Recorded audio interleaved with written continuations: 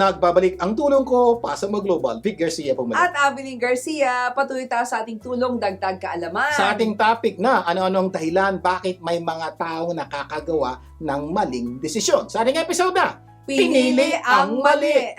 Okay, review lang tayo ha. Ito daw yung reason kung bakit pinipili ang mali. Number 1, nagdesisyon dahil sa on spekulasyon. English, decision based on speculation. Kasi wrong information will lead to wrong conclusion. At wrong conclusion will lead to wrong decision. Ayan, reason number 2, nagdesisyon dahil sa emosyon. Decision based on your emotion. Ingat po dyan. Don't make a permanent decision based on temporary emotion. Yes. Ito na. Number Number three 3, tayo. nagdesisyon dahil sa relasyon. Ha? Ano to? Sir, nagdesisyon dahil sa relasyon? Ay, totoo po. Marami po tayong maling nagagawang desisyon because we make decision based on relationship. Sir, paano makinig kayo? Ayun, sabi ng iba, parang, di ba, blood is thicker than water. Totoo po yan. Ayun, Dahil daw matindi daw po yung dugo kesa po sa tubig. Kaya may mga pagkakataon po tayo, alam na nating mali, ginagawa pa rin natin dahil apektado yung mga mahal natin sa buhay o mga kadugo natin. Nanay, tatay, ate, kuya, anak, pinsa. Ay, nako. Promise, sample. Eto sabi ng mga politiko ha, yung mga pulis, sundalo, bakit ko siya huhulihin o ipakukulong? Magkakamag-anak Yeah. kami. Di ba? Alam niyo po yan. Kaya po kuminsan di maayos-ayos ang problema sa ating bayan eh. Bakit? Yung mayor po, ang kamag-anak, walang iya sa bayan niyo. Hindi niya mahuli-huli. Yung police, hindi niya mahuli-huli. Walang iya. Bakit? Kamag-anak ko yun. Blood is thicker than So, water eh. Paano siya nagdesisyon? Hindi siya nagdesisyon based on law. He made a decision based on relationship.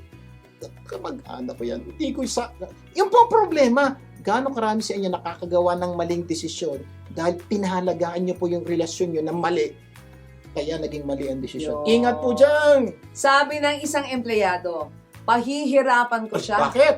dahil pinahirapan niya ako Ayan, noon. ito naman po. Oo. May relasyon. Paano nagka-relasyon to? Ang relasyon po nila, magkaaway sila. Yes. Dahil magkaaway po sila, galit ako sa kanya. Gagawa ako na kahit hindi tama para mapahirapan ko siya dahil galit ako sa kanya. Ano? Nako. May na-experience ka bang ganyan? Dahil magkaaway kayo o magkapamilya kayo, alam niyo yung family feud. Yung bang, kahit wala namang ginawa sa'yo yung taong to, pero yung tatay niyan, may ginawang masama sa tatay ko.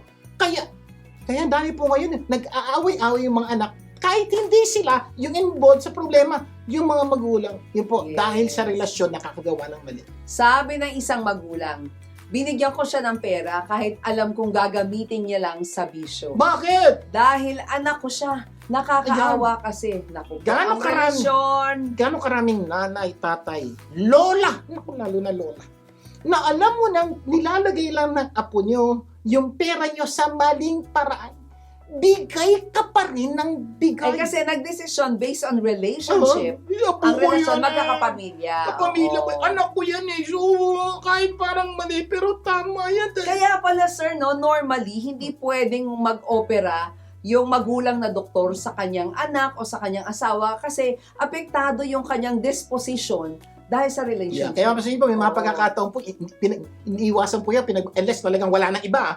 Kasi nga po, apektado kapag, bago mo yung, naku to, may iba dati, unlike yung hindi ka ano-ano, kasi you're professional. The Oo. problem po, pag anak mo, hindi lang professional to, relational. Yes. At dahil sa relasyon, magbabago pag-iisip mo ang inyong decision-making power. Bakit? Dahil sa relasyon. Ingat po sa pagdedesisyon dahil sa relasyon. Correct. Number 4, hindi makapagdesisyon. Yan na yun. Ano naman yan? Ito po maganda po. Isa po tong malaking dahilan ba't marami po sa atin nagkakamali ng desisyon. Sir, paano Kasi- nagkamali ng desisyon? Hindi nga nagdesisyon. Ay, makinig ka mabuti. Kasi yung indecision is the state of being unable to make a decision or having a lot of difficulty in deciding something. May nakausap nga ako, sabi niya, alam mo ba, yung indecision is also a decision. Tandaan niyo po yan. Oo. When you are, may isang word dun eh, undecided, ibig sabihin daw po noon, hindi ka gumagawa ng desisyon. O basically, gumawa ka na ng desisyon para hindi magdesisyon. Sir, paano naging mali yun? Kailangan mo nang gumawa ng desisyon.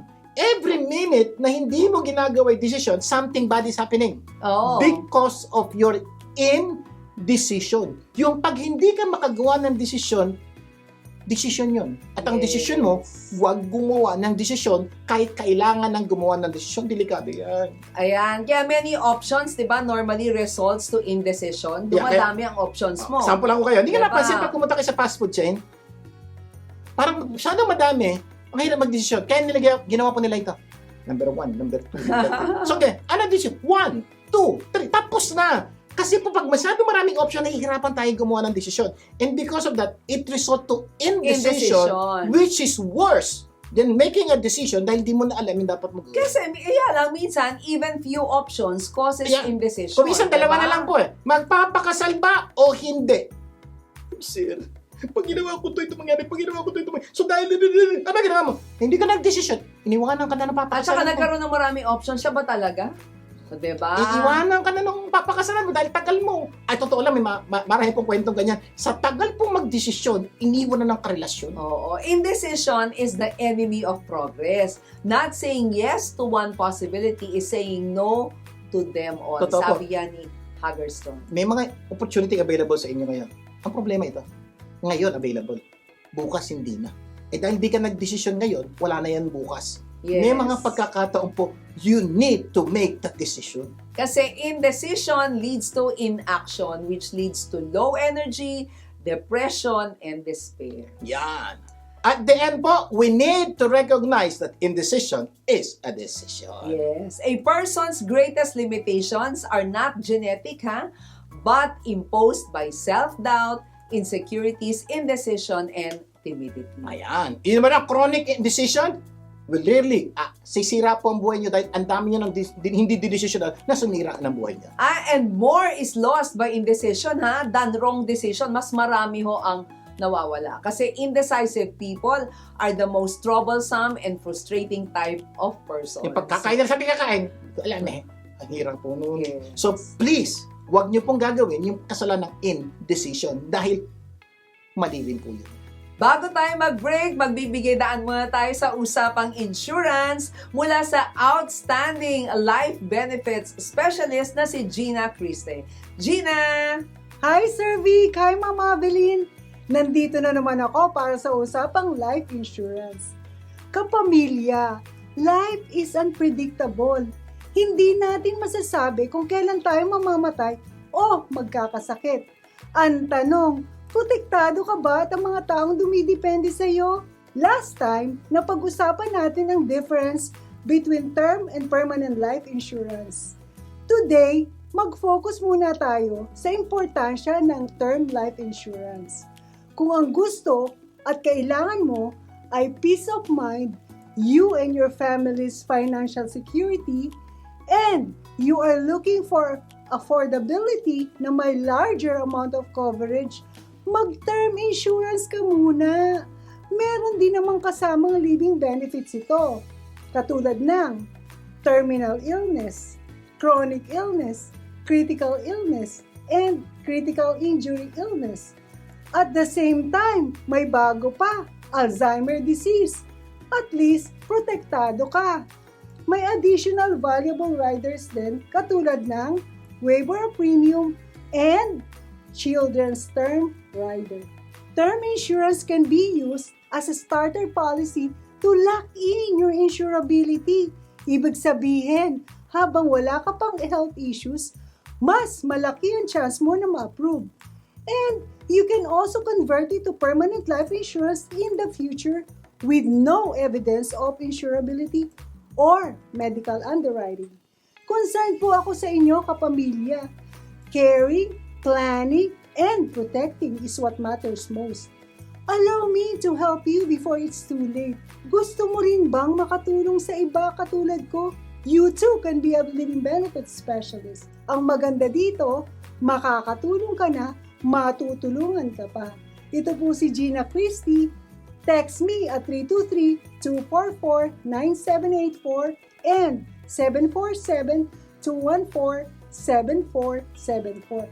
Until next time, kapamilya, para sa usapang life insurance. Maraming salamat, Gina. Until next time, para sa iba pang usapang insurance na magpapaganda ng buhay ng maraming Pilipino.